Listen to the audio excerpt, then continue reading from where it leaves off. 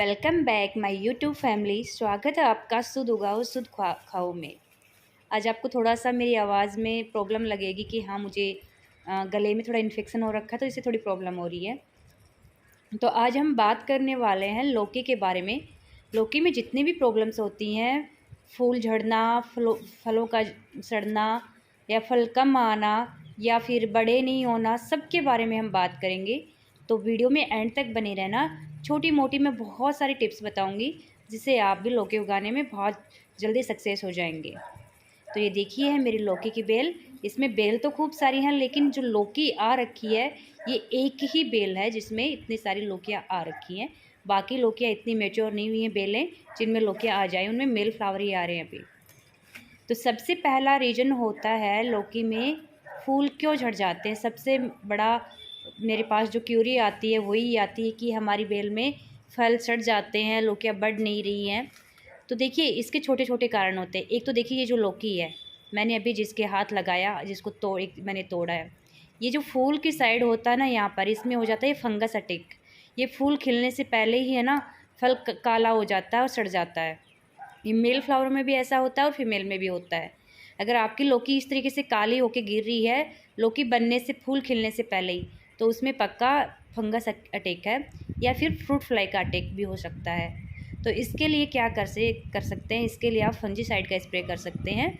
जो लोग अपनी छाछ होती है ना, उसको तांबे के बर्तन में डालकर 4-5 दिन तक, फिर उसे डाइल्यूट कर 1 लीटर में 100 ml उसका स्प्रे आप कर सकते हैं। या आप कोई ऑर्गेनिक फंजीसाइड बाहर मार्केट से लाकर भी उसका स्प्रे कर सकते हैं। और फिर आता है कि उसका फ्रूट फ्लाई का क्या सॉल्यूशन हो। फ्रूट फ्लाई के लिए आपको लगाना होगा, आपको ट्रैपर, इंसेक्ट ट्रैपर जो आता है वो लगा सकते हैं। उससे आपको काफ़ी हद तक आराम मिल जाएगा। दूसरा ये होता है कि अगर आपकी जो लौकी की बेल है उसका कंटेनर या ग्रो बैग की साइज़ छोटी है, तो फिर आपकी जो लौकी है उसमें 1-2 लौकियाँ ही आपको मिलेंगी, बाकी ज़्यादा फ्रूट नहीं मिलेंगे। होता क्या है कि अगर लौकी की बेल बड़ी होती है, उसमें रूट्स भी इतनी ज़्यादा होती हैं, तो वो बाउंड हो जाती हैं और फिर उसमें आपको फ्रूटिंग कम मिलती है।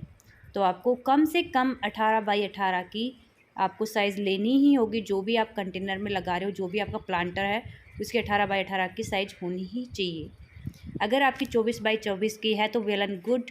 और सबसे अच्छा होता है रेक्टेंगुलर शेप में जो ग्रो बैग आते हैं आजकल, वो सबसे अच्छा होता है। तो आप वो रेक्टेंगुलर बैग चूज़ करोगे तो बहुत सक्सेसफुली आप सब्जियाँ उगा पाओगे। और दूसरा, उसमें आप कोई भी सब्ज़ी उगा लोगे ईजिली, फिर आपको सोचना नहीं पड़ेगा। ये मेरी बेल में भी देखिए कुछ इन्फेक्शन हो रखा है फंगस का। मैं भी इसमें फंजीसाइड का स्प्रे करने वाली हूँ। इसमें छोटी छोटी लौकियाँ भी आ रही हैं, फ्लावर भी हैं। ये जो ब्लैक धब्बे इस तरीके से हो जाते हैं, ये फंगस का अटैक है। ये इसको मैं यहाँ से तोड़ दूँगी ताकि बाकी बेल में ना फैले ये। फिर आता है कि लौकियाँ आ तो खूब सारी रही हैं लेकिन बढ़ नहीं रही हैं। देखिए होता क्या है कि जितनी लौकी आती है उतनी लौकी हमें नहीं मिलती है। ये किसान को भी नहीं मिलती जो खेतों में उगाते हैं, उसकी हमें मुश्किल से ना 40% ही मिलती होंगी, या हो सकता है इससे कम मिले, कि कम ही मिलते जितना अब मेरी एक बेल पे इतनी सारी फ्रूटिंग हो रखी है, मुझे सारी लौकियाँ नहीं मिलेंगी। क्या क्योंकि पौधे के पास जितना न्यूट्रिशन होता है, जितना मतलब उसको खाद मिलता है, खाना मिलता है, उतना वो फ्रूट में कन्वर्ट हो जाता है। कुछ सड़ जाती हैं, कुछ में प्रॉपर पॉलिनेशन नहीं हो पाता है, तो इस वजह से झड़ जाती हैं। एक फिर मेजर प्रॉब्लम होती है पॉलिनेशन की। देखिए खेतों में जो सब्जियाँ उगाते हैं उसका, और जो छत पे या अपना किचन गार्डन होता है उसका फॉर्मेट अलग होता है। कि अगर हमारी जो छोटी मोटी एक दो बेल है तो उसमें इतनी सारी हनी बी नहीं आ पाती हैं और तितलियाँ नहीं आ पाती जो पॉलिनेशन कर दें। मेल और फीमेल फ्लावर अलग होते हैं। मेल फ्लावर के पीछे कोई फ्रूट नहीं होता, फीमेल के पीछे एक छोटा सा फ्रूट होता है। बेलर वाली सब्जियों में ऐसा होता है, सभी में ही। तो उसका हैंड पॉलिनेशन करना पड़ता है। इसके लिए आप मेरे चैनल पे वीडियो है वो देख सकते हैं, फिर आपकी नहीं झड़ेंगे। और फिर एक कारण हो जाता है कि न्यूट्रिशन की कमी हो सकती है। अगर आपने पॉलिनेशन भी कर दिया है, आपका कंटेनर साइज़ भी अच्छा है, तो फिर भी झड़ रही है, तो आपके पास न्यूट्रिशन की कमी हो सकती है उसमें। तो उसके लिए आप क्या कर सकते हैं कि जो सरसों की खली है, मैं सरसों की खली को बेस्ट मानती हूँ।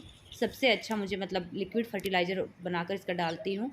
आप एक पौधे के लिए 50 ग्राम सरसों की खली लेकर पानी में भिगोकर उसे 3-4 दिन के लिए, भी गर्मी का टाइम है तो 3-4 दिन में तैयार हो जाएगी। और फिर उसे डाइल्यूट करके और आप उसे पौधों में दे सकते हैं। जैसे 1 लीटर पानी अगर आपकी सरसों की खली का है तो आप उसे 4 लीटर पानी में मिला लीजिए। एक पौधे के लिए 50 ग्राम बहुत ज़्यादा है, सही है मतलब मात्रा। और आप इसे सब पौधों में दे सकते हैं। और इसके साथ आप इसमें और कुछ भी डाल सकते हैं, जैसे आपके पास आयरन रोड है, वर्मी कंपोस्ट डाल दो थोड़ा सा, उसमें नीम खली डाल दो और पावरफुल वो बन जाएगी। मैं यही सबसे ज़्यादा यूज करती हूँ और यही रिकमेंड करती हूँ। सरसों की खली हमेशा मेरे पास रहती है, गर्मियों में भी मैं थोड़ी थोड़ी यूज करती हूँ, जिससे अच्छी फ्रूटिंग आती रहती है, पौधे को न्यूट्रिशन मिलता रहता है। फिर रीज़न होता है कि अगर आप ओवर वाटरिंग कर रहे हो, अगर पौधा ऐसे फ्लावरिंग पे है, फ्रूटिंग पे है, तो उसे पानी तो देना है, लेकिन मिट्टी को कीचड़ नहीं बनाना है कि वो कीचड़ गार जैसी हो जाए, वैसी नहीं बनानी है, उसको मॉइस्ट रखना है। अगर गार जैसी हो जाएगी तो जो फ्रूट्स हैं वो झड़ेंगे, फ्लावर भी झड़ेंगे, और फिर आपके पौधे जो फ्रूट्स हैं वो कन्वर्ट, फूल है जो फ्रूट्स में कन्वर्ट नहीं हो पाएंगे। ये सारे रीजन्स होते हैं। अगर आप हैंड पोलिनेशन भी कर लोगे और खाद भी दोगे और आपके कंटेनर की साइज़ ठीक है तो आपकी लोकिया आ जाएंगी आराम से। अगर फंगस का अटैक हो जाए तो आप उसके लिए फंजीसाइड का स्प्रे कर सकते हैं। और फिर आता है कि हम 3G 4G कटिंग करें या नहीं करें। देखिए, अगर आपके पास 2 से ज़्यादा बेलें हैं, 3 हैं, 4 बेलें हैं, तो आप कटिंग कर सकते हैं 3G 4G। लेकिन अगर आपके पास 1-2 बेल ही है, आप तो मैं कहूँगी कि नहीं करना, क्योंकि 2-3 बेलें हैं तो आप एक बेल में ट्राई कर लो। इसमें क्या होता है कि पौधे की जो ग्रोथ होती है वो थोड़े टाइम के लिए रुक जाती है, फिर उसमें साइड ब्रांचेज निकलते हैं, उसी के साथ उसमें जो फ्रूट वाले फ्लावर होते हैं वो निकलते हैं। मेल फ्लावर नहीं निकलते हैं, फीमेल फ्लावर निकलते हैं। अगर आपके पास मेल फ्लावर नहीं होंगे तो फीमेल फ्लावर कोई काम के नहीं है। तो अगर आपकी किसी एक बेल में मेल फ्लावर आ रहे हैं और दूसरी बेल में फीमेल फ्लावर आ रहे हैं तो आप पोलिनेशन कर सकते हो उसका, नहीं तो आपका हैंड पोलिनेशन इतना सक्सेस नहीं होगा बिना मेल फ्लावर की। और वैसे मैं तो नहीं करती हूँ, क्योंकि मैं पहले स्टार्टिंग में मैंने ट्राई किया था, फिर मैंने देखा कि नहीं, ऐसे नेचुरली ज़्यादा अच्छे आते हैं। नेचुरली जो फ्रूटिंग होती है मेरी बेलों में वो ज़्यादा अच्छी हो रही है, उससे तो मेरे पौधे की थोड़ी ग्रोथ रुक जाती है, वो पीछे चली जाती है उसकी ग्रोथ। अब देखिए, मैंने इनमें कोई 3G 4G कटिंग नहीं की है और बहुत अच्छे से चल रही है। वीक में या 10 दिन में एक बार सीवीड का स्प्रे कर दें और 10-15 दिन में एक बार जो अपनी सरसों की खली है उसका फर्टिलाइज़र डाल दें, और साथ में ही सीवीड के साथ में ही आप नीम ऑयल डालकर भी स्प्रे कर सकते हो। तो आपको बिल्कुल हेल्दी और बहुत ही अच्छी लोकियाँ मिलेंगी, और नो डाउट कि आप भी बहुत अच्छे से सक्सेस हो पाओगे। हाँ, एक बेल कभी भी ना लगाएं, 2-3 बेल ज़रूर होने चाहिए, क्यों देखिए थोड़ा सा इनको भी कंपनी चाहिए होती है। एक अकेली बेल थोड़ा कम सर्वाइव कर पाती है। तो ये मतलब गार्डनिंग का रूल है कि जितनी ज़्यादा बेलें होंगी, मतलब पेड़ पौधों का झुरमुट होगा, वो उतने अच्छे से सर्वाइव कर पाएगा। एक बेल होगी, उसमें कोई फंगस लग गई, कोई कीड़ा लग गया, क्या हो गया क्या नहीं हो गया, तो वो वैसे ख़राब हो जाती है। तो 2-3 बेलें ज़रूर लगाएं साथ में, जिससे उनको थोड़ी कंपनी मिल जाए, थोड़ा उनके लिए ऐसा एटमॉस्फेयर क्रिएट हो जाए कि वो अच्छे से सर्वाइव कर पाएँ। उम्मीद करती हूँ आपको मेरी दी गई जानकारी पसंद आई होगी। पसंद आई तो लाइक शेयर ज़रूर